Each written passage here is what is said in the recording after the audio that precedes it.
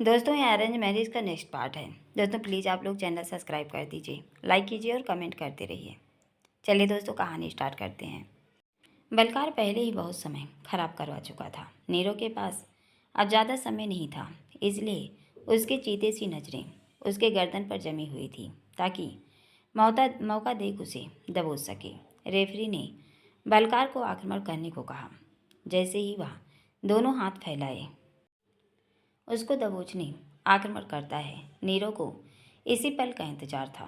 उसी समय मौका देख हुआ घुटनों के बल बैठा और बलकार को एक हाथ कमर से नीचे और एक उसके कंधे से पकड़ दोनों हाथों से हवा में उठाकर घुमा दिया। अब उसने पूरी ताकत के साथ उसे जमीन पर कमर के बल पटक दिया, साथ ही उसकी गर्दन दबोच ली ताकि वह उस पोजीशन से हिल भी न सके। बलकार अब जिस जमीन पर था, नीरो ने पूरे 10 सेकेंड उसको इसी अवस्था में रखा और उसके नंबर बढ़ते गए। एक दांव के एक साथ 10 नंबर की बढ़त उसे मिल गई। बलकार न बल्कि अपना बचाव करने में नाकामयाब रहा। वह चितपट होकर बुरी तरह हार भी गया था। अब वह दर्द से बुरी तरह कराह रहा था। रेफरी ने नीरो को विजयी घोषित किया तो पूरी एकेडमी तालियों की गड़गड़ाहट से गूंज उठी। उधर पहलवान जी भी खुशी से उछल पड़े और बाकी पहलवान भी। उन सब के लिए तो नीरो ने आज ही ओलंपिक मेडल जीत लिया था। रेफरी ने बलकार को उठाने हाथ बढ़ाया पर वह उठ न पाया। नीरो ने जब उसे कमर के बल जोर से पटका तो उसकी मांसपेशियां फट गई, जिस वजह से उसे तुरंत मेडिकल हेल्प के लिए भेज दिया गया। नीरो ने अपनी विजय पर खास खुशी नहीं जताई, बल्कि वह कोच को घूर कर देखने लगा। बलकार को तो उसकी जगह पहुंचा दिया। अब वह उसे भी पटकना चाहता था, पर एसके शर्मा ने उसे ऐसे नहीं करने दिया और बड़ी मुश्किल से उसे समझा बुझा कर शांत किया। बोर्ड के तीनों मेंबर्स ने उसे बधाई दी और उसकी तैयारी देख आश्वासित हो गए तो उसकी शर्तों पर उसे प्रैक्टिस की इजाज़त दे दी। उसकी शिकायत पर कोच को वहाँ से हटा दिया गया ताकि आगे वह उसे डिस्टर्ब न कर सके। उसके बदले वह मनपसंद का कोच ले सकता है या अपने हिसाब से प्रैक्टिस कर सकता है। एसके शर्मा इस आश्वासन के साथ चले गए कि शक्ति कुमार कोच और बलकार की कुश्ती फेडरेशन में शिकायत करेंगे ताकि इन तीनों को उनके किए की सज़ा मिले। 1-2 दिन बाद पहलवान जी की सलाह पर नीरो ने एक कोच ले तो लिया, पर वह उसे सिर्फ एक्स्ट्रा समय में बेसिक ट्रिक सिखाता। बाकी प्रैक्टिस वह अपने हिसाब से पहलवान जी के सामने अपने दोनों साथियों के साथ करता, क्योंकि अब वह इतनी जल्दी कुछ नया नहीं सीख सकता। जो उसकी ताकत है वो उसी को और धारदार बनाना होगा। नीरो को एकेडमी में प्रैक्टिस करते 1.5 महीने का समय और बीत गया। उसकी तैयारी भी पूरी जोर शोर से चल रही थी। एक बार एशियन गेम्स साउथ कोरिया की राजधानी सियोल में होने वाले थे। सभी रेसलर को गेम शुरू होने में से 10-15 दिन पहले वहां जाना पड़ेगा ताकि वहां के वातावरण में सामंजस्य बिठा सके। जाने से पहले नीरो 2 दिन के लिए घर आने वाला है ताकि जाने से पहले सबसे मिल भी सके और बाबूजी और पहलवान जी का आशीर्वाद लेकर ही इतने महत्वपूर्ण इवेंट पर जाए। गांव में सुबह का समय था। बाबूजी दुकान जाने के लिए तैयार थे तो जाने से पहले वृंदा को आवाज़ दी, बहू जी बाबूजी। वृंदा बाहर आ गई। उसकी पसंद का खाना बना देना और हाँ, एक बार खाना ज़रा मन लगाकर बनाना ताकि उसे पसंद आ जाए। पता तो है उसे खाने में कमी ज़रा भी पसंद नहीं, बार बार शिकायत करता है, तो कोशिश करना इस बार ना करे। जी बना दूंगी, वृंदा ने सहमति जताई। और हाँ, उसका कमरा खोलकर सफाई भी कर देना, बाकी काफ़ी दिन से बंद है। जी बाबूजी, वृंदा ने धीरे से बोलकर सहमति में गर्दन हिलाई। थोड़ी देर बाद बाबूजी दुकान चले गए। कमल स्कूल किचन के काम से फारिग होकर वह नीरव का कमरा खोल देती है, बेडशीट बदल दी। वहाँ की ज़रूरी सफाई करने के बाद बाहर जो सामान पड़ा था उसको अंदर रखने ड्रॉ खोला और उसमें रखने लगी तो कुछ कागज़ सा था। उस पर नज़र पड़ी तो हाथ में उठा लिया। सबसे ऊपर अपना नाम लिखा देखा तो चौंक गई। दरअसल वह एक लेटर था जो नीरव द्वारा उसके लिए लिखा गया था, पर शायद वह दे नहीं पाया होगा। पढ़ना शुरू किया। वृंदा, मैं तुमसे कुछ कहना चाहता हूँ। बोल नहीं पा रहा हूँ।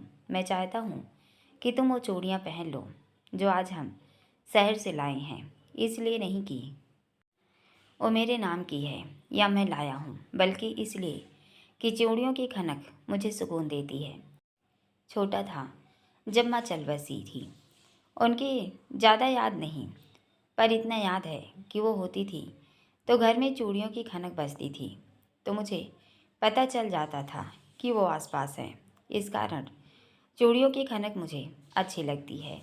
एक सुकून का एहसास होता है। जब तुम इस घर में आई, घर में फिर से चूड़ियों की खनक सुनाई देने लगी थी तो लगा था इस घर में जो कमी थी वो पूरी हो गई, पर लगता है ये कमी अभी भी पूरी नहीं होगी। अब तुम चूड़ियाँ पहनती नहीं। भैया हम सबको छोड़कर चले गए, उसका हम सबको दुख है, पर क्या तुम्हारा रिश्ता सिर्फ भैया से ही था? हम तुम्हारे कुछ नहीं लगते। मैं, पापा, कमल, हमारे लिए पहले जैसी हो जाओ और प्लीज़ ये चूड़ियाँ पहन लो। तुम तो मुझसे बोलती नहीं। मैं तुम्हारी चूड़ियों की खनक की आवाज़ से काम चला लूँगा। वृंदा ने पढ़ा तो समझ नहीं आया कि कैसी प्रतिक्रिया दे, इसलिए उस दिन वो उसे चूड़ियाँ पहनाना चाहते थे और वो क्या समझ रही थी। फर्श पर बैठ गई। कुछ समझ नहीं आ रहा था क्या करे क्या नहीं।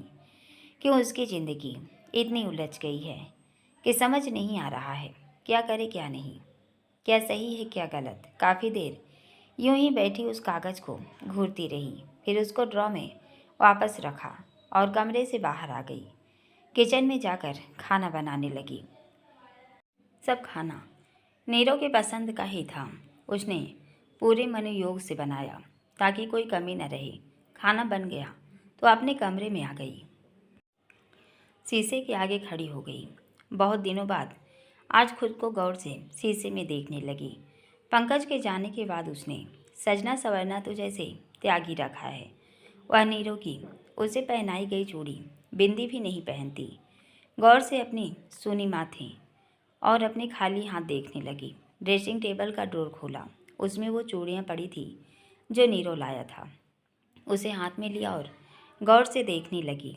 उसी समय दरवाजे पर खटखट हुई तो उनको वापस ड्रॉ में डालकर बाहर आ गई। दरवाज़ा खोला तो देखा नीरव था। वाइट कलर का कुर्ता और ब्लू कलर की जीन्स पहने सामने खड़ा था। उसके यूँ सामने आने से वह उसे देखने लगी तो अभी उसे देख ही रहा था। दोनों बिना बोले एक दूसरे को देख रहे थे। वृंदा असहज होकर सकचा गई। वापस पलट गई तो नीरव दरवाज़ा बंद करता है और उसके पीछे अंदर ही आ गया। वह बाहर कुर्सी पर बैठा तो वृंदा उसके लिए गिलास में पानी ले आई। उसने पानी लेने हाथ बढ़ाया पर नज़र उसके चेहरे पर ही थी। उससे बात करने की, हालचाल पूछने की इच्छा हो रही थी, पर फिलहाल उसकी शक्ल देखकर ही काम चलाना पड़ रहा था। गिलास लेने हाथ बढ़ाया तो हाथ उसकी अंगुलियों से स्पर्श हुआ। वृंदा ने तुरंत हाथ हटाया तो गिलास हाथ से छूटकर नीरव के ऊपर गिर गया।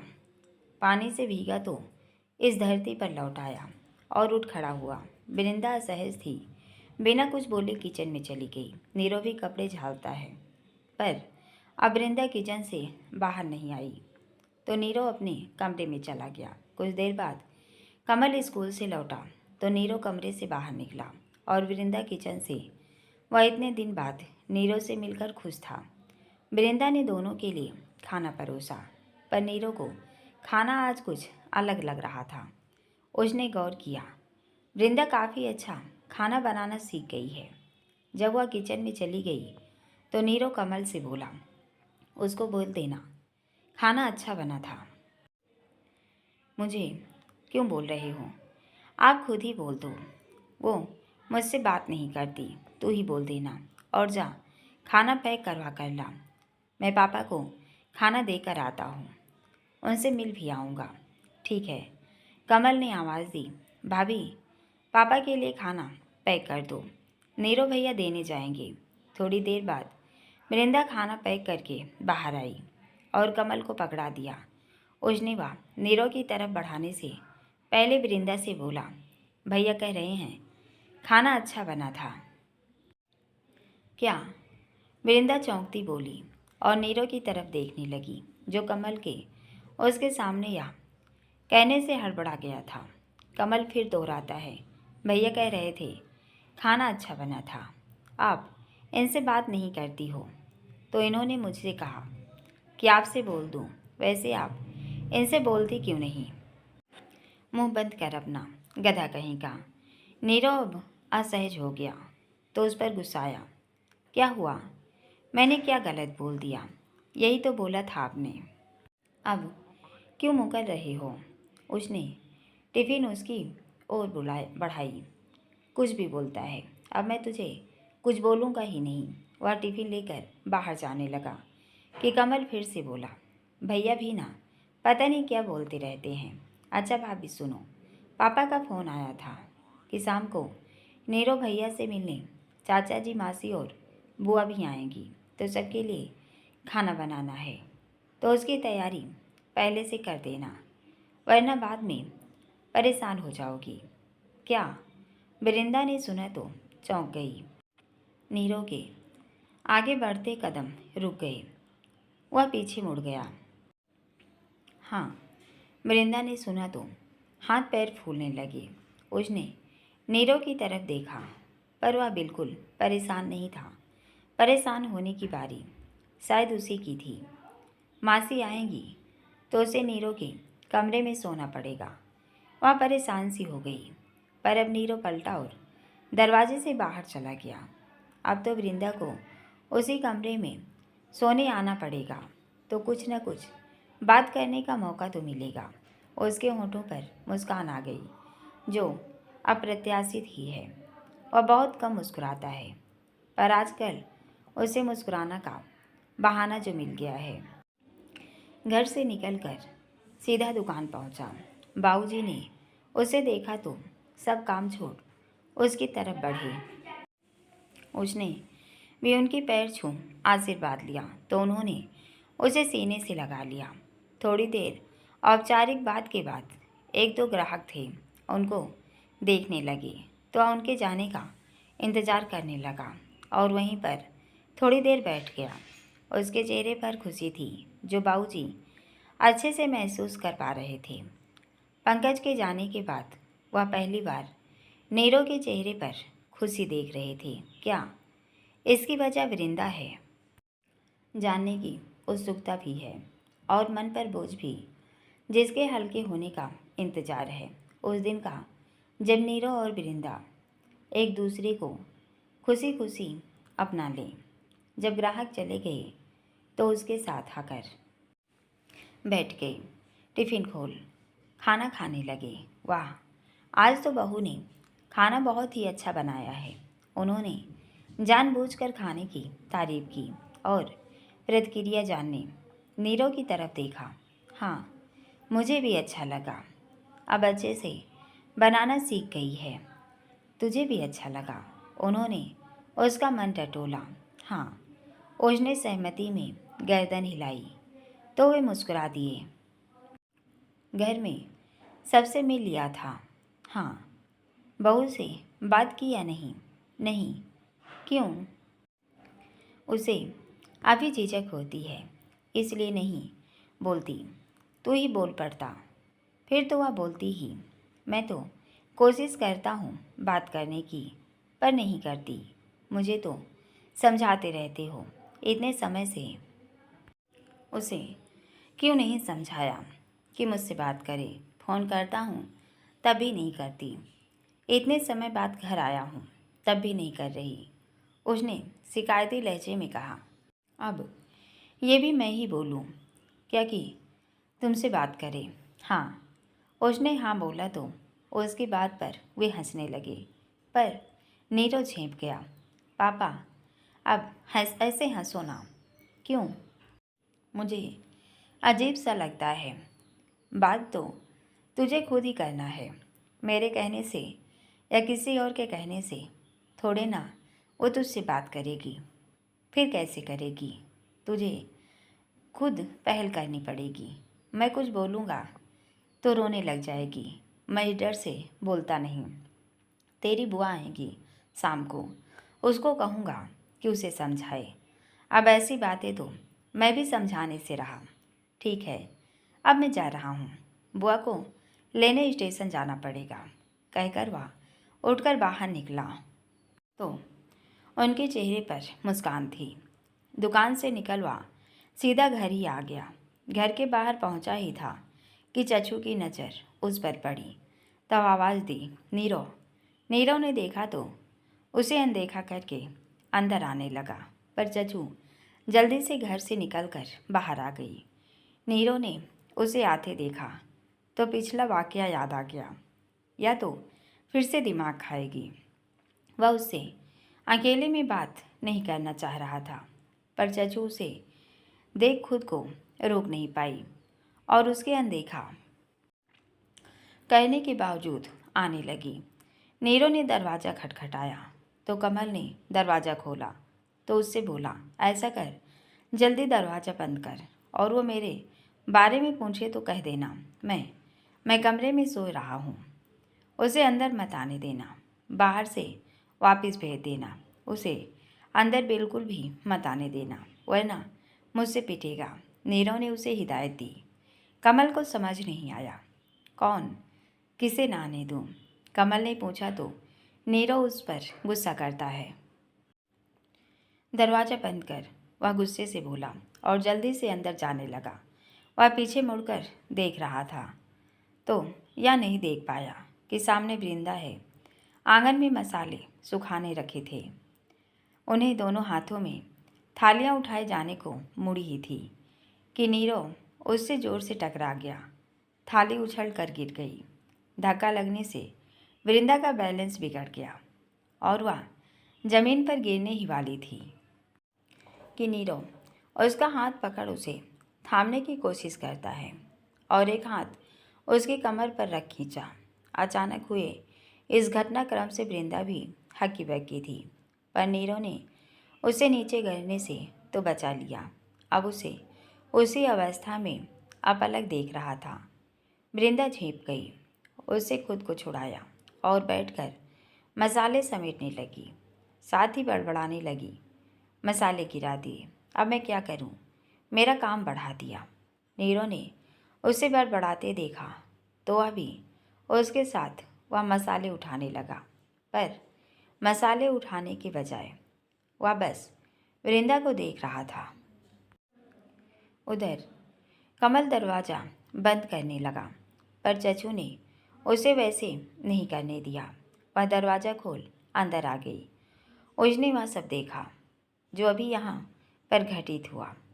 पहले की बात होती तो नीरव वृंदा पर टूट पड़ता, पर वह तो न बल्कि शांत है उसके साथ बैठा था। उसे तो कह रहा था कि वह ब्रह्मचर्य व्रत अभी भी कर रहा है। अब जब वृंदा को ऐसे देख रहा है तब इसका व्रत नहीं टूट रहा। वह उनके पास आ गई तो देखा नीरव के चेहरे पर मुस्कान थी। वह उसे देखने में इतना तल्लीन था कि पता भी न चला कि वह यहाँ पर आ गई है। उसे यह सब बिल्कुल भी अच्छा नहीं लग रहा था। वह स्वीकारना ही नहीं चाह रही थी कि नीरव अब उसका नहीं हो सकता। नीरव, उसने पुकारा, पर उसने नहीं सुना। नीरव, उसने ज़ोर से आवाज़ दी। हाँ, उसने चचू की तरफ देखा तो झेप गया। वृंदा भी झेप गई। शर्म से नज़रें नहीं मिला पा रही थी तो दौड़ती अंदर चली गई। क्या है? वह उठता हुआ गुस्से से बोला। होठों की मुस्कान गायब होकर चेहरे पर गुस्सा देखा तो पहले से जली भुनी अब वह और अधिक चिढ़ गई। मुझे देख भाग क्यों रहे थे? उसने पूछा। कब? मैंने तुम्हें आवाज़ दी, तुम रुके नहीं। मैंने सुना नहीं। वह उठा और अंदर आकर बैठता हुआ बोला। तो चचू भी वहीं पर बैठ गई। तो अब वह सामान्य था। तो उसके पूछे प्रश्न का जवाब देने लगा। कैसे हो? ठीक हूँ। प्रैक्टिस कैसी चल रही है? अच्छी चल रही है। कब की फ़्लाइट है? इसी हफ्ते की। मुझसे ऐसे क्यों भाग रहे हो, जैसे मैं भूत हूँ? वह उसकी तरफ आतुरता से देखती बोली।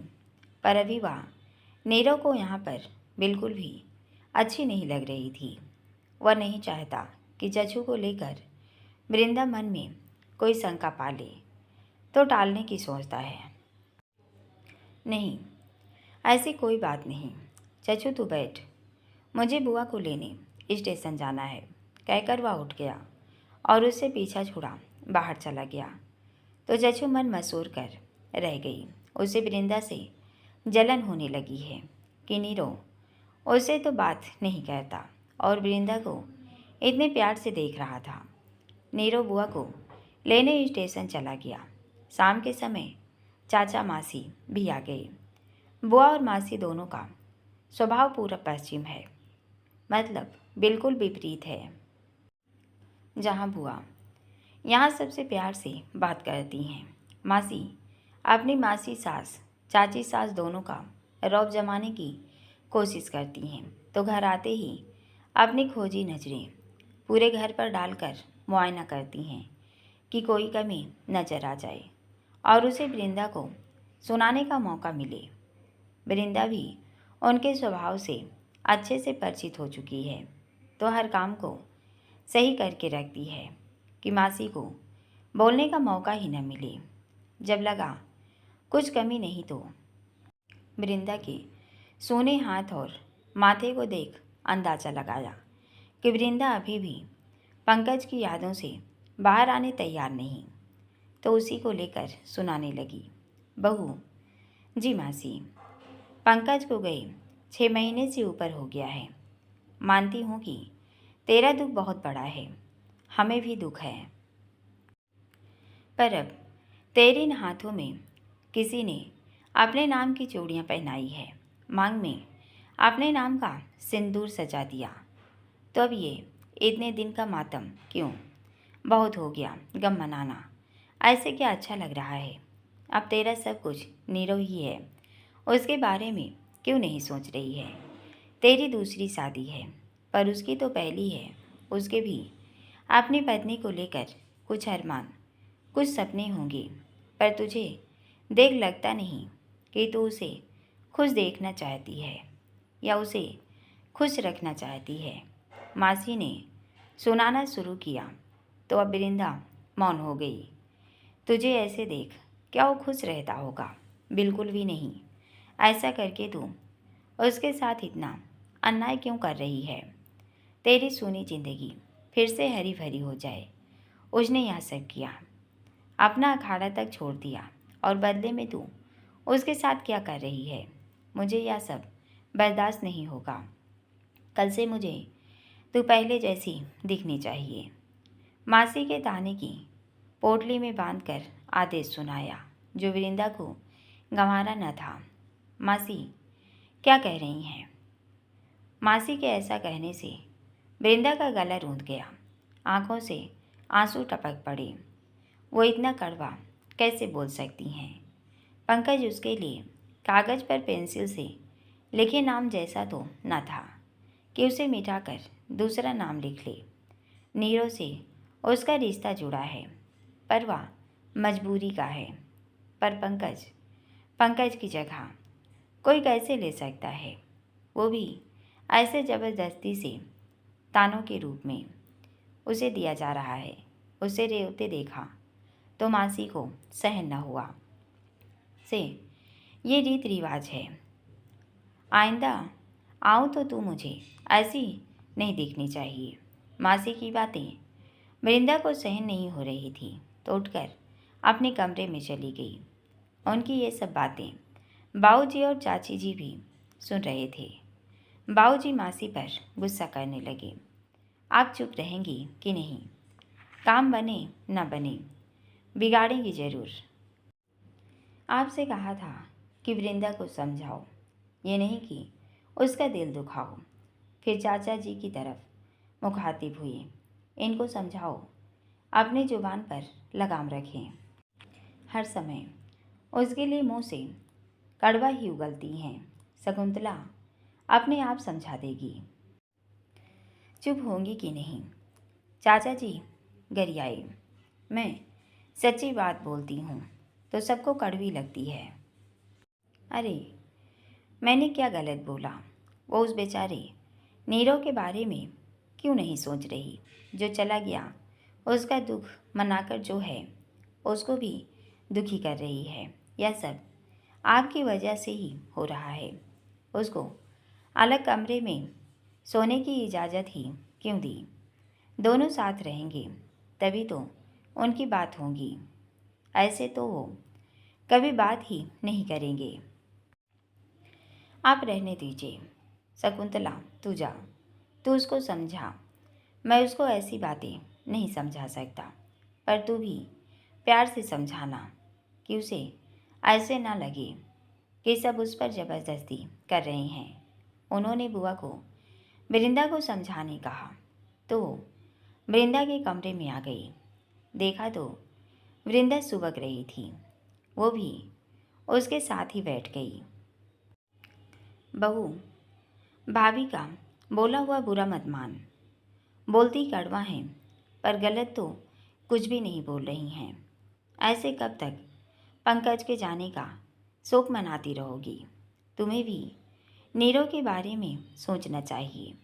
उन्होंने शांत स्वर में कहा, मुझसे यह सब नहीं होगा। कितनी बार बोल चुकी हूँ। सब हो जाएगा। पहले तो ये कमरा बदल। जब तक यहाँ रहेगी तो पंकज की यादों से छूट नहीं पाएगी। मैं नहीं छूटना चाहती, वृंदा गुस्से से बोली कि तभी कमरे में मासी का आगमन हो गया। उन्होंने वृंदा को बोलते सुना तो तिलमिला गई। देखा आपने, ये आपसे कैसे बोल रही है। ये आप सब लोगों द्वारा दी गई ढील का परिणाम है। बहू को बहू ही रहने देना चाहिए, बेटी नहीं बनाना चाहिए, वरना वो गुस्से में मासी शब्दों की मर्यादा तोड़ने पर उतारू थी और वृंदा को ताने भी देखने लगी। इसलिए कुछ भी बोली जा रही थी। जा रही है कि नहीं? यहाँ पर हम दोनों सोएंगे। जा तू आज से यहाँ नहीं सोएगी। मासी ये क्या बोल रही हैं? वृंदा की आंखें डबडबा गई। जा बोला ना। भाभी इतना गुस्सा मत कीजिए, चली जाएगी। ये कोई छोटी बच्ची नहीं कि इसे यह सब समझाना पड़े। कहते हुए दोनों उसके बेड में बैठ गई तो मर कर वृंदा को वहाँ से बाहर आना पड़ा। नीरव के कमरे का दरवाज़ा खोल अंदर आई। उस समय नीरव बेड पर कमर टिकाए बैठा था। वृंदा को देखा तो मन पुलकित हो गया। वह तो जैसे उसका इंतज़ार ही कर रहा था। उसे अंदर आते देखा, उठ बैठा। वृंदा बेमन से यहाँ आई थी क्योंकि वह नीरव में हुए बदलाव को अच्छे से पहचान रही थी। पहले वह खुद ही उससे दूर भागता था, पर अब वह उससे बात करने बेचैन है, इसलिए वह डरी हुई है। वह धीरे धीरे चलती आई और बेड में बैठ गई। अब वह नीरव के वहाँ से उठने का इंतज़ार कर रही थी कि वहाँ से उठे, पर वह नहीं उठा। वह चाहता है इसी बहाने वृंदा उसे कुछ बोले और उनकी बात तो कम से कम शुरू हो, पर वृंदा परेशान सी बैठी रही। दोस्तों, पूरा पार्ट सुनने के लिए बहुत बहुत धन्यवाद। अगर पार्ट अच्छा लगा तो फटाफट एक लाइक कर दीजिए और जल्दी कहानी सुननी है तो कमेंट करके बताइए। आगे का पार्ट हम जल्द ही अपलोड करेंगे। धन्यवाद।